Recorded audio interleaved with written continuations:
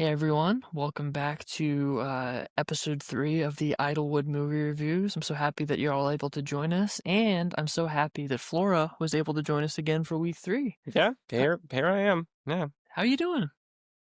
Mm, it's been a annoying morning. Yeah. Yeah?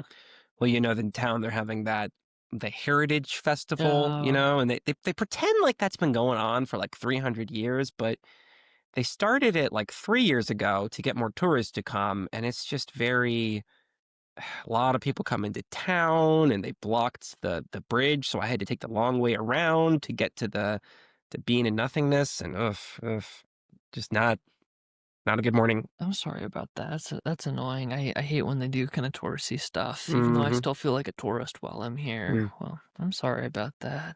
But can I tell you about my week? I had some Yeah. about stuff going on.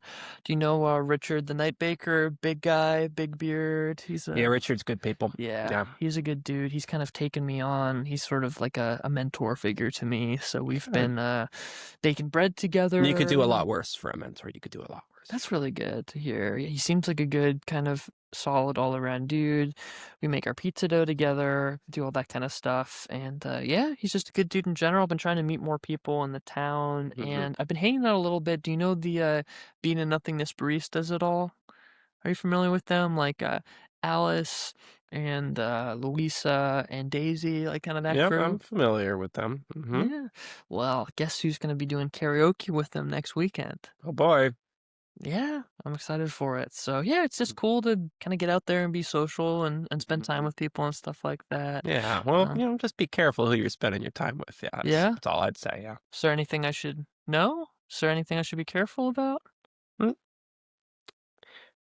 eh, forget I said anything. Just Okay. have a fun, Yeah. Okay. karaoke, and maybe I could introduce you to some other people Sure. sometime. Well, I'm excited to meet new Some people. other people. Yeah. I gotta say, I'm very excited to spend more time with Alice. I think she's really cool. She's got a great taste in movies, a good Hmm. taste in books and stuff like that, Okay.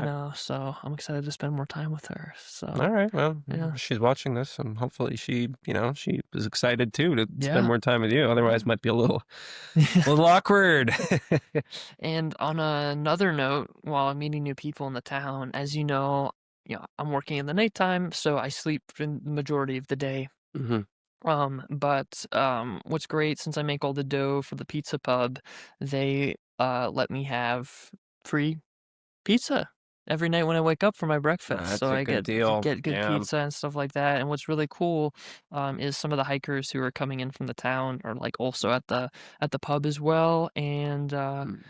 I've actually got a few cool stories that people have shared with me, and if you don't mind, I had one of the guys that I met this week record a voice memo of one of the things that he saw out there in the wilderness. And if you don't Mm. mind, I might play it on the show. Does that Do sound you think we cool? have time for that though? I It's our mean, show. We can do it with what we want with it. So okay, all yeah, right, we'll yeah, do that before the go movie. ahead. Let's So I'm listen. gonna go ahead and play it, Sure. and we'll chat about it.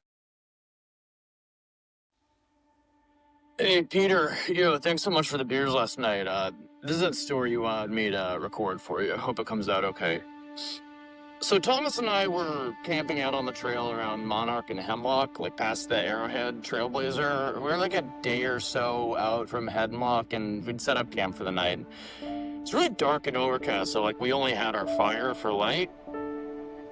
So, we were eating our sriracha bean dinner when we heard a noise in the distance. It was kind of faint at first. I thought maybe it was just in my head, but maybe other hikers brought instruments to play around the campfire. But, but pretty soon it was like, okay, that's not like a small group of hikers. There's like a full band. Like we heard like woodwinds and percussion and everything, like a marching band, but with no brass almost. And their music didn't sound like a marching band's music. The melody was this strange, melodic, melancholic, like musicians used to something other, how we use like a 12-tone scale for music. It was like they knew they were using like a different scale. It was a weird rhythm with like unconventional time signatures and all this stuff. So we were kind of freaked out. We were kind of startled. So we were like crouching in the bushes next to the trail, out of sight. And deep in the forest, there's like these glowing lights. These like lights, they're glowing. They're like a blue glow. Is there maybe some sort of like pale phosphorescent sort of thing? We couldn't really make out what they looked like. We could just kind of see a pale blue glowing light guiding the way. And Tom was like, are they saying something? So I was like listening closely, and I heard this sort of like chanting. This like this harmonic chanting sort of deal. It really, the voices were really freaky. It was like my stomach is like kind of turning. They didn't sound like human. It was reminding me of like whale songs almost. It was like a language, but like if whales had a language, like like. And so my body's like tensing up, and I can't move. And he's, Tom's got the same thing. He's like freaking out, and they it's like they passed like right by us. They were so close to us that if we moved like a little deeper into the woods, we probably could have seen it, but we were like too freaked out. Like, so we were kind of like sitting there for like 10 minutes in this trance, and the music and the lights, they like faded pretty quickly. And then we were just kind of alone in the dark again. We went back to the campfire without saying a word or anything.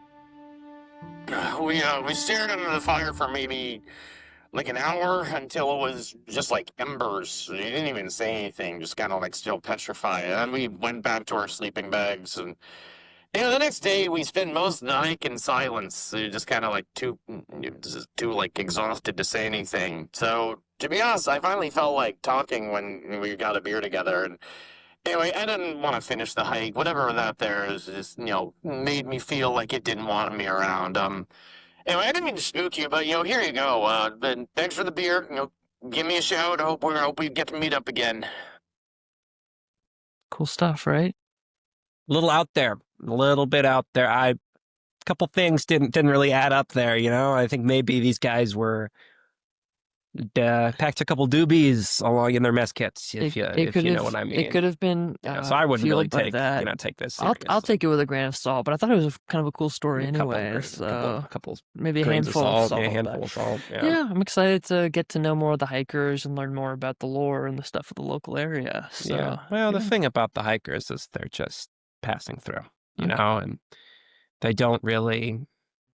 The things that happen here can be a good story for them. Yeah. And if you're not passing through, then it's something that you have to stay with. Yeah. So that would just maybe be something for you to keep in mind. I'll keep caution. Are you, think about, are you passing through? Yeah. Are you a tourist? Or are you someone who's staying here? Yeah. That's a good thing to think because about. There's a difference. Yeah. And I do want to dive deep into this town. I really like it out here. Well, maybe sometime you could take a look around the archives. The basement of the library has a lot of things in it. Okay. Yeah. Cool. Well, I'm excited to dive into that. Well, I'm sorry for the tangent. Should we jump into our movie? Yeah, you picked this week one of my favorites, although I'll admit I've only was able to kind of stomach it once. But what movie was it? Grass Grows in the Icebox. Grass Grows in the Icebox. That was a great one. And we got a little bit of feedback that people didn't like me reading from the laptop. So I thought we would just kind of free ball summarize it for everyone and then go ahead and give our reviews. Yeah, just give me because I remember this movie, but it's been a while. Give me the bare bones. Kind of go over the beats. So we have Stephen Callahan, who's our protagonist. So just to catch everyone up to speed, he's kind of like a 22-year-old, a little bit lost in the world. And like many of us were when we were 22. Indeed, just kind of wandering, and he finds a job as a caretaker in this place called the Dragma Meditation Retreat. And to just kind of summarize it, he quickly learns this place isn't all that it appears on the surface. When he sees it, he thinks it might be a very cool just place where people meditate and relax. Some wilderness therapy almost. I think that's how it's sold to him. It's almost like a wilderness therapy for adults, to go to that, spend time outdoors. And he quickly realizes that they have some weird practices. So the first thing that he realizes, the first thing that he encounters is they just call him the doc. Yep, or the doctor. The doc. That's an interesting character. He's a really cool character. He is he's the leader of the Dragma Meditation Retreat. And he's extremely charismatic to the point where even I, as an audience member, could see myself following him to anywhere. I mean, just the way he pronounces words, he's kind of a Renaissance man. He plays the piano really well, and everyone is pretty much infatuated with him. Same thing with Steven as Yes, well. yes. Yeah. Steven's infatuated with him, and so he starts off very happy. He meets a beautiful young woman named Anna, and then he Yeah. also becomes friends with Wendy, who's kind of an older lady in her 40s who has a lot of life experience, and they become friends together. And things start off okay, but he realizes that the practices in Dragma are a little bit odd. Mhm. So, it, all of it is sort of based off of Wilhelm Reich's orgone theory, which I thought was an Yeah. interesting. Have you read much I've Wilhelm not Reich? read a lot I've of read Reich pretty much before, everything that Wilhelm so Reich wrote. And maybe okay. sometime I could tell you about my trip to the Orgonomic Institute Was it similar to in the New movie? Jersey. We'll talk about it Okay. sometime. Well, I'm excited to I learn may more be about it. limited in what I can actually say on camera Okay. about it legally, but yeah, no, an Okay. interesting place. Cool. Cool. Well, in this film, in Dragma, they all of the meditation.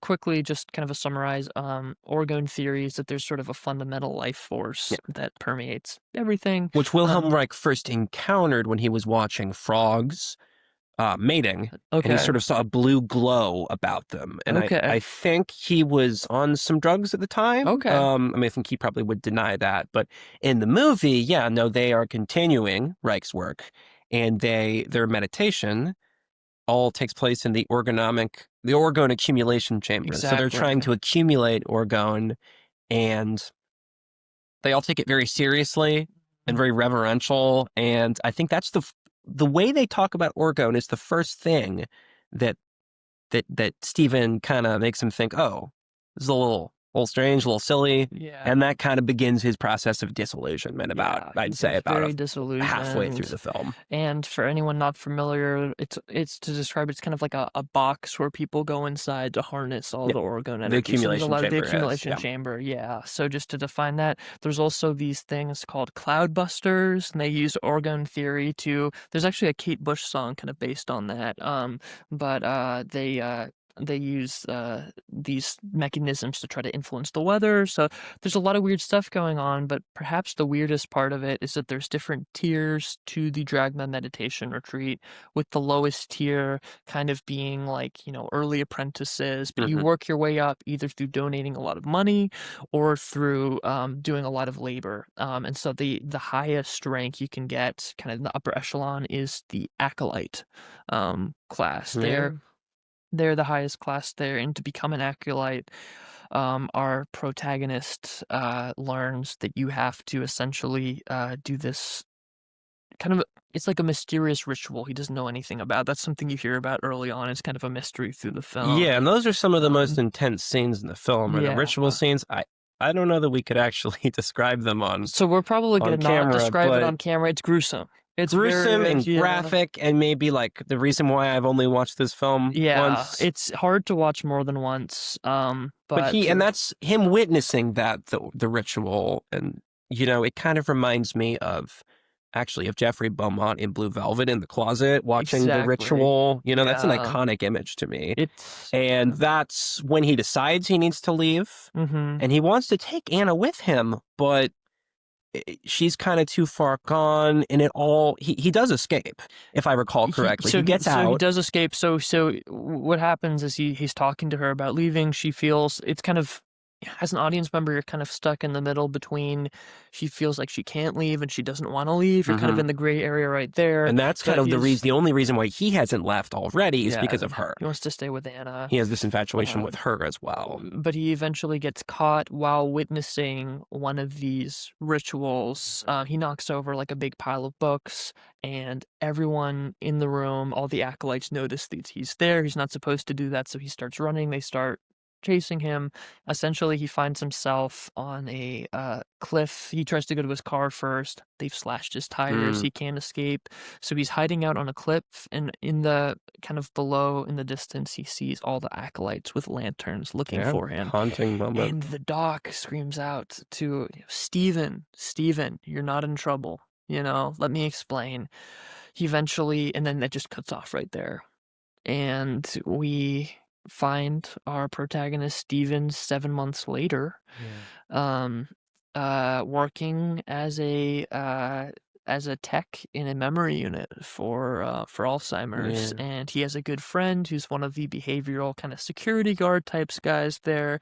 And just to kind of summarize the end of the film, he's been corresponding with Anna through letters, and he wants to go save her, and she feels now very afraid that she can't leave. So he and his security guard buddies plot an escape for her. And through the correspondence, the two of them have very deliberate plans of how our protagonist is going to sneak in and how he's going to retrieve her, and how the security guards are going to be kind of waiting in the car. So he goes up there and things do not go as planned. So Spoilers. spoiler alert, Yeah. so I'll go ahead and spoil It's it. a trap, is what it It's a trap is. for him, and they're gonna essentially sacrifice him in the ritual that we didn't describe on camera. And then the end of it, what they didn't know at the retreat center is that he brought all the security guards with him, and it essentially turns into we can't describe it, very Kind of a peck and gory. paw sort of Yeah, ending, and lots of gruesomeness, and but also sort of in a comical way. It makes me think of the end of The Graduate, not the last shot, but when they're in the church, which is I think a very comical scene. But of course, this also has like lots of blood yeah, and lot of a blood, lot of and blood. Yeah, it's a movie that sticks with you. yeah. And well, what did you think of it? I really loved it. I thought I identified maybe a little bit too much with our protagonist, Steven. I Okay. saw a lot of myself in him, and I Careful with loved that. that. Yeah, Yeah, he's not someone to emulate for yeah. sure. He's not someone to emulate, but I also really enjoyed the character, even though he was pure evil, of the doc, because his charisma just kind of, you could feel his energy coming off the screen. I Yeah. mean, I honestly, during one of his opening speeches, I would love to just have that on loop and try to fall asleep to that. Like, I felt like I was being Mm, crabled in his arms almost. It was hmm. profound. Yeah, And that might be diagnosable. You maybe it say, is so not diagnosable. that I well, Diagnosed. but And I think the third part I loved about it was that uh the beautiful scenery. I thought with yes, the waves crashing on the beautiful filmed land in Maine or in northern Maine, Canada, yeah, that sort of kind of part of the Canada area, and maybe country. Nova Scotia, something like that. But just the beautiful waves crashing Yes.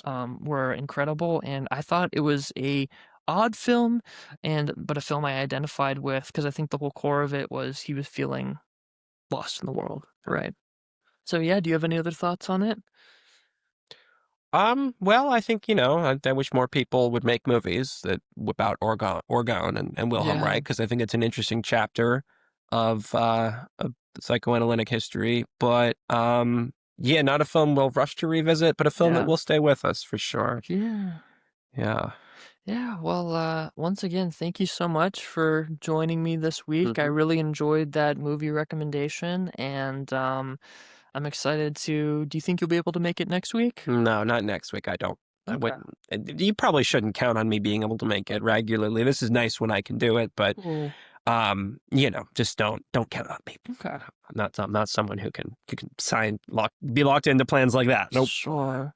Well, open invitation Sure. for anytime you want to join. And once again, everyone, thank you so much for joining me, and we'll see you next week for episode 4 of Idlewood Movie Reviews. Please take care.